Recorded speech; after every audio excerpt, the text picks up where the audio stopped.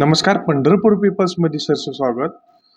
मनोजदादा जरांगे पाटील यांनी उपोषण पुकारलेलं आहे आणि ज्यांच्या खांद्याला खांदा लावून त्यांनी पंढरपूरचे गणेशदादा जाधव आपल्यासोबत आहेत. त्यांनी ज्या टायमाला जरांगेदादा मागच्या टायमाला उपोषणाला बसले होते, यांनी त्या टायमाला सुद्धा त्यांच्या खांद्याला खांदा लावून उपोषण केलं. ते आज आपल्यासोबत आहेत. त्यांची पुढची भूमिका काय आहे आपण जाणून घेण्यासाठी त्यांच्यापाशी आलेलो आहोत. नमस्कार दादा. नमस्कार. आज मनोजदादांना भेटण्यासाठी शिष्टमंडळ आलं होतं आणि शिष्टमंडळाकडून काही गोष्टी साध्य झाल्या नाहीत.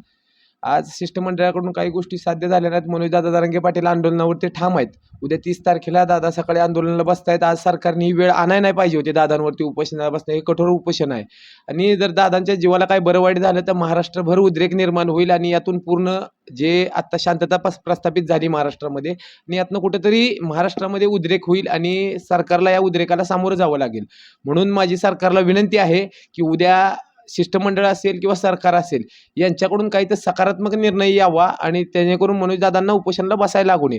आणि मनोजदादा जरांगे पाटील जर उद्या उपोषणाला बसले तर पहिल्या उपोषणात जशी मी त्यांना साथ दिली तसंच याही उपोषणामध्ये कठोर आंदोलन मी पंढरपूरमध्ये चालू करतोय आणि उद्या दिनांक 30 रोजी मनोजदादांना भेटून आंतरवालीमध्ये पाठिंबा देऊन आम्ही पंढरपूर तालुका असेल, सोलापूर जिल्हा असेल, इथून आम्ही लाखोच्या संख्येनं आंतरवालीकडे मार्गस्थ होत आहोत.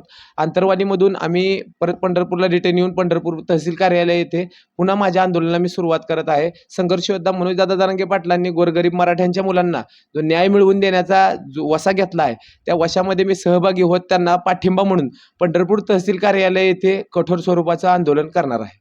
जय जिजाऊ, जय शिवराय. हे होते गणेशदादा. त्यांनी मनोजदादांना भेटल्यानंतर पंढरपूरला उपोषणाचा इशारा त्यांनी दिलेला आहे.